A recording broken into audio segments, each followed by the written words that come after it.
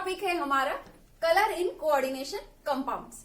यानी कि आज के लेक्चर में हम ये डिस्कस करेंगे कि जो हमारे कोऑर्डिनेशन कंपाउंड्स होते हैं वो कलर प्रॉपर्टी क्यों शो करते हैं, इनके कलर प्रॉपर्टी को शो करने का रीजन क्या है।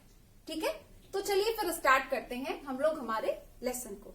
देखिए, जो आपकी क्रिस्टल फील्ड थ्योरी है, क्रिस्टल फील्ड थ्योरी का ये कहना है कि जो हमारे कोऑर्डिनेशन कंपाउंड्स होते हैं उनके कलर प्रॉपर्टी को शो करने का रीजन होता है डीडी ट्रांजिशन। अब सवाल ये जनरेट होता है कि डीडी ट्रांजिशन क्या है और डीडी ट्रांजिशन कोऑर्डिनेशन कंपाउंड्स के कलर प्रॉपर्टी के लिए रिस्पॉन्सिबल क्यों है ना। तो चलिए पहले हम लोग ये समझते हैं कि डीडी ट्रांजिशन क्या है और डीडी ट्रांजिशन के होने की वजह से हमारे जो कोऑर्डिनेशन कंपाउंड्स हैं वो कलर प्रॉपर्टी को क्यों शो करते हैं। ठीक है, तो देखिए होता क्या है, होता ये है कि जब भी आपके किसी कोऑर्डिनेशन कंपाउंड में विजिबल लाइट पड़ती है, पर्टिकुलरली मैंने विजिबल लाइट इसलिए बोला कि देखिए सनलाइट में बहुत सारे रेडिएशंस मौजूद है, यूवी है, आईआर है, विजिबल है, एक्स रेज है, गामा रेज है, बहुत सारे हैं। लेकिन पर्टिकुलरली मैंने विजिबल लाइट इसलिए बोला क्योंकि जो कलर प्रॉपर्टी के लिए रिस्पॉन्सिबल लाइट होती है वो विजिबल लाइट होती है। ठीक है, चलिए हम वापस से हमारे टॉपिक में आते हैं। तो होता क्या है कि जब भी हमारे कोऑर्डिनेशन कंपाउंड में विजिबल लाइट पड़ती है तो लाइट के पड़ने पर होता क्या है, लाइट के पड़ने पर जो आपके कोऑर्डिनेशन कंपाउंड्स के लोअर एनर्जी लेवल्स होते हैं, उन लोअर एनर्जी लेवल्स में मौजूद इलेक्ट्रॉन्स जो होते हैं वो एक्साइटेड हो जाते हैं। ठीक है, क्या हो जाता है, देखिए जब भी आपके कोऑर्डिनेशन कंपाउंड्स में विजिबल लाइट पड़ती है तो विजिबल लाइट के पड़ने से आपके कोऑर्डिनेशन कंपाउंड्स के लोअर एनर्जी लेवल्स में मौजूद जो इलेक्ट्रॉन्स होते हैं वो क्या होते हैं, एक्साइटेड हो जाते हैं, उनकी एनर्जी जो होती है वो इंक्रीज कर जाती है। ठीक है, तो अब लाइट पड़ गया और लाइट के पड़ने से लाइट के कुछ परसेंट पार्ट को जो आपके कोऑर्डिनेशन कंपाउंड है उन्होंने एब्जॉर्ब कर लिया और उनके लोअर एनर्जी लेवल्स में मौजूद इलेक्ट्रॉन जो है वो एक्साइटेड हो गए, उनकी एनर्जी इंक्रीज हो गई। तो अब इसके बाद क्या होता है, होता ये है कि जब इलेक्ट्रॉन एक्साइटेड हो जाते हैं, उनकी एनर्जी इंक्रीज कर जाती है, तो वो एक्साइटेड हो करके आपके लोअर एनर्जी लेवल से हायर एनर्जी लेवल पर ट्रांजिट कर जाते हैं। आपके ऑक्टाहेड्रल कॉम्प्लेक्सेस में इलेक्ट्रॉन T2G से उछलकर जंप करके EG में पहुंच जाता है और आपके टेट्राहेड्रल कॉम्प्लेक्स में इलेक्ट्रॉन एक्साइटेड होकर के कहां पहुंच जाता है, टेट्राहेड्रल कॉम्प्लेक्सेस में EG लेवल से एक्साइटेड होकर के T2G लेवल में पहुंच जाता है। तो ये जो इलेक्ट्रॉन का एक्साइटेशन है, ये जो इलेक्ट्रॉन का लोअर एनर्जी लेवल से हायर एनर्जी लेवल में जंप है, इसी को हम लोग क्या बोलते हैं, डीडी ट्रांजिशन। ठीक है, इलेक्ट्रॉन का लोअर लेवल से हायर लेवल पे ट्रांजिट कर जाना ही क्या कहलाता है, डीडी ट्रांजिशन। तो आप लोगों को ये तो समझ में आ गया होगा कि डीडी ट्रांजिशन क्या है। अब ये समझने की बारी है कि डीडी ट्रांजिशन कोऑर्डिनेशन कंपाउंड्स के कलर प्रॉपर्टी के लिए कैसे रिस्पॉन्सिबल है। तो अब हम लोग इस बात को समझते हैं। देखिए होता ये है कि इलेक्ट्रॉन पहले ट्रांजिट तो कर गया from lower level to higher level, लेकिन 10⁻⁸ सेकेंड से ज्यादा ये यहाँ पर हायर लेवल पर स्टे नहीं कर पाएगा। इतना टाइम बीतने के बाद इलेक्ट्रॉन क्या करता है, वापस से इलेक्ट्रॉन वापस से जो भी एनर्जी उसने एब्जॉर्ब की थी, यानी कि जो भी उसने विजिबल लाइट को एब्जॉर्ब किया था, वो वापस से क्या करता है, उसे एमिट कर देता है। इलेक्ट्रॉन से वो एनर्जी यानी कि वो विजिबल लाइट यानी कि वो लैम्डा मैक्स, वो क्या होती है, वापस से इमिट कर जाती है। इलेक्ट्रॉन उस लाइट को वापस से लूज कर देता है, इमिट कर देता है। और इमिट जब कर देता है, यानी कि जब उससे लाइट वो इमिट हो जाती है, तो इलेक्ट्रॉन क्या होता है, वापस से हायर लेवल से लोअर लेवल पर आ जाता है। इलेक्ट्रॉन क्या होता है, वापस से हायर लेवल से लोअर लेवल पर आ जाता है, वापस से अपनी जगह पर आ जाता है। तो जब इलेक्ट्रॉन उस लाइट को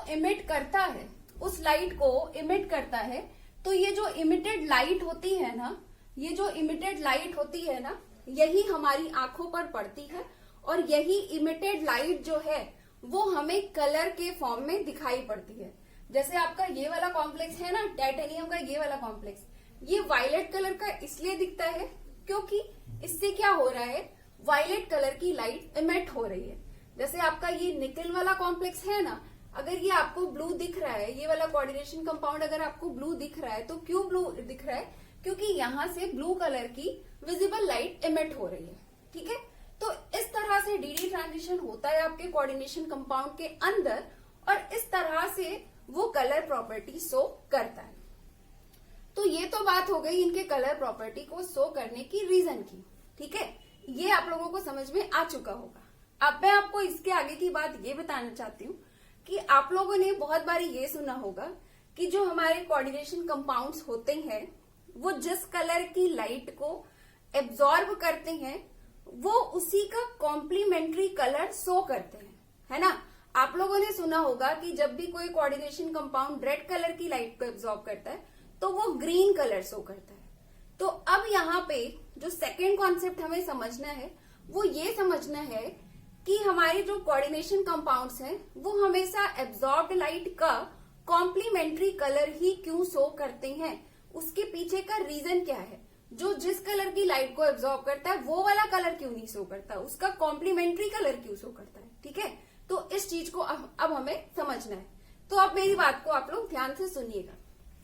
देखिए होता क्या है कि जब आपकी विजिबल लाइट पड़ रही है, आपका कोऑर्डिनेशन कंपाउंड उस विजिबल लाइट को एब्जॉर्ब कर रहा है, तो वो लाइट कहाँ पे यूज हो जा रही है, डीडी ट्रांजिशन में। लेकिन ट्रांजिशन के बाद मतलब इलेक्ट्रॉन का लोअर लेवल से हायर लेवल में जाने के बाद जो लाइट इमिट होती है, जैसे इलेक्ट्रॉन हायर लेवल पे चला गया तो हायर लेवल पे जाने के बाद वापस से इलेक्ट्रॉन लोअर लेवल पर आता है ना, और जब वो वापस से लोअर लेवल पर आता है तो उस दौरान वो लाइट क्या करता है, इमिट करता है।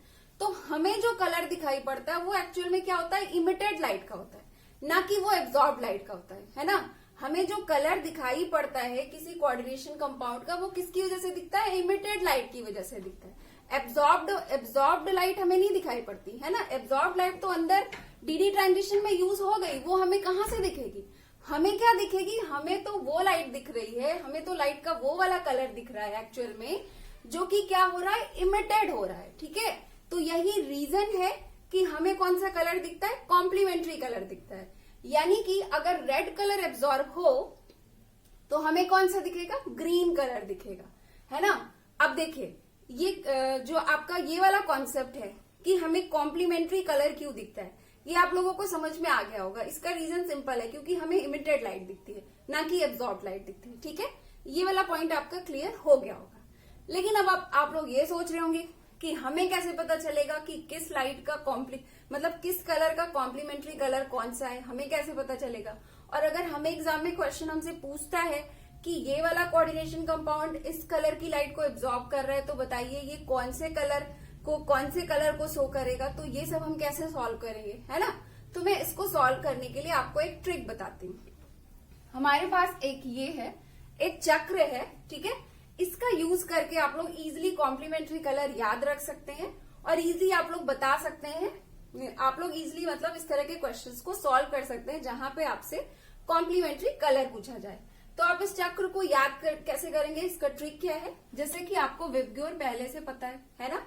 आपको पता है कि विजिबल रीजन में क्या होता है, ये 7 कलर्स होते हैं, ये आपको पहले से पता है। तो इसमें से आप लोग सिर्फ आई हटा दीजिए और जो ये बाकी के बच्चे हैं, ये जो बाकी के बच्चे हैं उनको आप एंटी क्लॉकवाइज मैनर में लिख लीजिए, VBGYOR, ठीक है। V for violet, B for blue, G for green, Y for yellow, O for orange और ये आपका R फॉर रेड। ये जो आपका विबग्योर है इसी को आप लोग इस तरह से एक चक्र बना करके एंटी क्लॉकवाइज पहले लिख लीजिए। फिर जिसके सामने जो कलर आए वही उसका कॉम्प्लीमेंट्री कलर है। यहाँ पे रेड का कॉम्प्लीमेंट्री कलर ग्रीन हो गया, वायलेट का कॉम्प्लीमेंट्री कलर येलो होता है एंड ब्लू का कॉम्प्लीमेंट्री कलर ऑरेंज होता है, ठीक है। तो जैसे यहाँ पे अगर ये वाला कॉम्प्लेक्स आपको ब्लू दिख रहा है तो बताइए ये किस कलर की लाइट को एब्जॉर्ब किया होगा। तो आप लोग बता सकते हो यहाँ पे जरूर ऑरेंज कलर की लाइट एब्जॉर्ब हो रही होगी, तभी ये ब्लू कलर शो कर रहा है। ओके, तो ये बात कॉम्प्लीमेंट्री कलर की हो गई। तो अभी तक आप लोग 2 बातें समझ चुके हो। एक आप लोग ये समझ चुके हो कि डीडी ट्रांजिशन क्या होता है और कैसे वो कलर प्रॉपर्टी के लिए रिस्पॉन्सिबल होता है। दूसरी बात, आप लोग कॉम्प्लीमेंट्री कलर वाला जो कॉन्सेप्ट है वो भी समझ चुके हो कि ये जिस कलर की लाइट को ऑब्जॉर्व करते हैं उनका कॉम्प्लीमेंट्री कलर क्यों शो करते हैं। अब मैं आपको एक तीसरा और लास्ट पॉइंट बता रही हूँ जिसको आपको एज नोट पॉइंट बना करके अपनी कॉपी में लिखना है।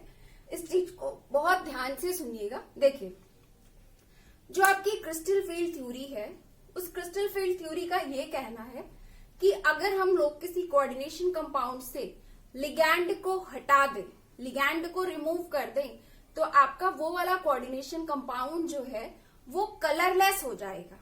क्यों हो जाएगा कलरलेस? क्योंकि अगर हम लोग किसी कोऑर्डिनेशन कंपाउंड से लिगैंड को हटा देंगे तो उससे होगा क्या, जब लिगैंड को हम हटा देंगे तो हमारे डी ऑर्बिटल्स की स्प्लिटिंग नहीं होगी, यानी कि T2G और EG लेवल्स नहीं बनेगा। और जब T2G और EG लेवल्स नहीं बनेगा तो फिर DD ट्रांजिशन भी नहीं होगा, और जब DD ट्रांजिशन नहीं होगा तो फिर आपका coordination compound colour property show नहीं कर पाएगा। इस चीज को इन्होंने एक्सप्लेन करने के लिए दो एग्जाम्पल्स भी दिए हैं। जैसे कि हम लोग ये वाला एग्जाम्पल देखते हैं। एक टाइटेनियम का कॉम्प्लेक्स है हमारे पास, जो कि क्या होता है, वायलेट कलर का होता है। इन्होंने किया क्या कि इस कॉम्प्लेक्स को इन्होंने हीट कर दिया, और जब इन्होंने हीट कर दिया तो इन्होंने देखा कि पहले तो ये वायलेट था, लेकिन हीट करने के बाद ये कलरलेस हो गया। क्यों कलरलेस हो गया? क्योंकि जब इन्होंने हीट किया ना तो यहाँ से वाटर मॉलिक्यूल बाहर निकल गया, एक तरह से ये डिहाइड्रेटेड हो गया। तो वाटर मॉलिक्यूल के बाहर निकल जाने की वजह से ये कलरलेस हो गया।